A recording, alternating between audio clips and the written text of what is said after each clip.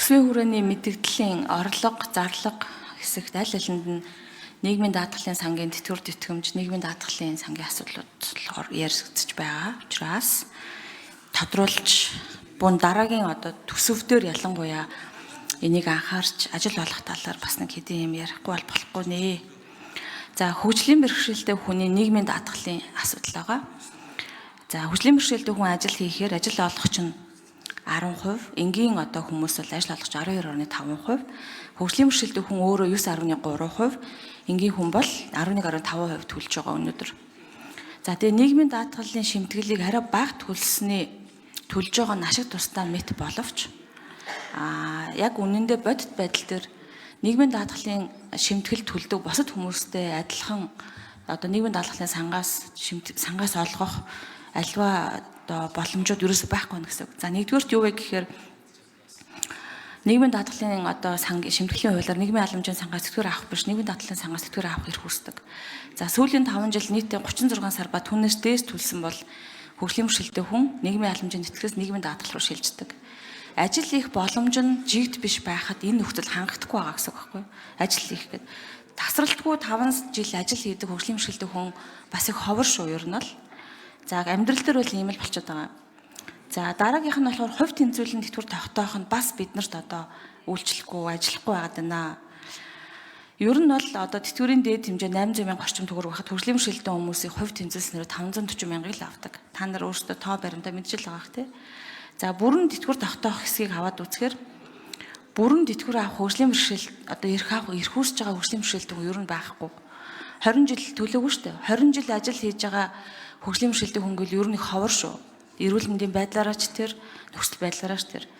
Тэгэхээр энэ зэрэг ингээд энэ асуудлууд нь өөрөө ажил хийж байгаад ажлаасаа халагдахад ажилгүйдлийн тэтгэмжийг авч чадахгүй. Яагаад гэвэл хөгжлийн бэрхшээлтэй хүн хөнгөлөлтөө нийгмийн даатгалын шимтгэл төлсөн учраас.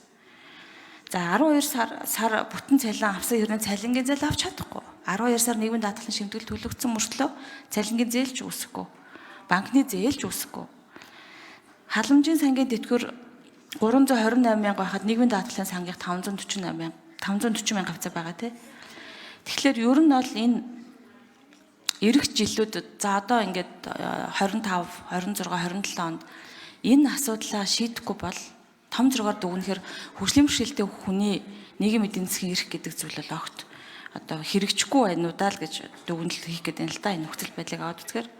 За би нэг энэ асуудал дээр ямар төлөвлөгөөтэй байгааг асуумаар. За сүүлд нь нэг тодруулмаар энд байгаа эдийн засагчдаас ер нь энэ засгийн шийдвэр гаргалтын удаашрал нь дотоодын нийт бүтээгдэхүүнд тий ялангуяа энэ улсын төсөв энэ төсвийн хүрээний тооцоо гаргахад яаж нөлөөлдөг юм тооцоолол байдгүй. Энийг тэр дундаа өвдсөн хүмүүс, хөгжлийн бэрхшээлтэй хүмүүс, нийгмийн эмзэг бүлгийн ирээдүйд яаж тусдав гэдэг тооцооллыг та нар хийж энэ төсвийн хүрээлийн тооцоог хийдгүү. Энэ дээр ер нь яаж гаргадаг юм бэ тооцооллуудаа? Энэ дээрээс хариулт авъя.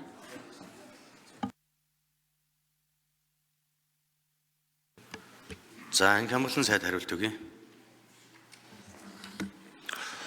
За саран жуулан гишүүнээ би тантай бас санал нэг байгаа. Та бүхэн бас баясгалан гишүүн бид гурав бас сүүлийн үед энэ хөгжлийн бэрхшээлтэй иргэдийн асуудал. За гол нь хөгжлийн бэрхшээлтэй иргэдийн асуудлыг гол тогтолцооных нь хувьд нэг шинжил хийя гэдэг дээр зарчмаа тохироод тэгээ бид нар чинь энэ тогтолцооны зураглал гаргах гэдэг хамтдаа суугаад байгаа шүү дээ. Тийм ээ саран жуулан гишүүнээ. Тэгээ энэ зураглал гарч ирснээр юуг давуу талыг бий болгож байна вэ гэхээр ерөөсөө эхийн хэвлэгээс төрөөд ямар нэгэн байдлаар хөгжлийн бэрхшээлтэй гэдэг нь онцлогдоод ингэх юм бол яг аль насандаа эрүүл мэндийн үйлчилгээ, боловсролын үйлчилгээ, нийгмийн хамгааллын үйлчилгээг ямар хэлбэрээр яаж авах вэ? Аль наснаас дараагийн сургуулийн өмнөх боловсрол, ерөнхий боловсрол, мэргэжлийн боловсрол, дээд боловсрол, насан туршийн боловсролын тогтолцоо руу яаж шилжих вэ гэдэг энэ тогтолцооны зураглалуудыг бид нэр гаргаж ирээд за энийг дагуулж яг таны хэлж байгаа энэ тэтгэвэр тэтгэмжийн асуудал байгаа. Насан туршдаа хүн дэлбэрийн хөгжлийн бэрхшээлтэй иргэд болж онцлогдож байгаа юм хүмүүс ч бас байгаа. Тэгээ энэ дээр тохирсон бидний одоогийн явж байгаа энэ халамжийн тэтгэвэр, хувь тэнцвэрсэн тэтгэвэр, за хувь тэнцвэрсэн тэтгэврээс цаашаа бүрэн тэтгэвэрлүүд яаж шилжилтүүд хийх вэ гэдгийг бол бид нар их нарийн тогтолцооных нь хувьд маш сайн шинжилгээ, анализ хийж энэ дээр гаргалгаанууд гаргах ёстой.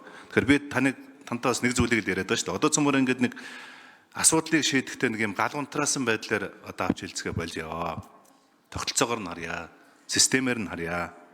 Тэгжээж зөв онш тавьжээж, зөв эмчилгээ, зөв одоо арга шийдлүүд гаргахгүй болвол нэг удаагийн хуулиар, нэг удаагийн одоо хуулийн өөрчлөлтөөр бид нар энэ асуудлуудыг бол шийдэж чадахгүй байна. Тийм учраас өнөөдөр энэ хөгжлийн бэрхшээлтэй иргэдийнхэн цаашдаа энэ хөдөлмөрийн чадвар алдагдлын асуудлуудыг нэг ICF гэдэг олон улсын одоо тогтолцоон шилжүүлж, за эндээсээ үндэслэж одоо хөдөлмөрийн тэр чадвар алдагдлуудыг яаж үнэлэх үү?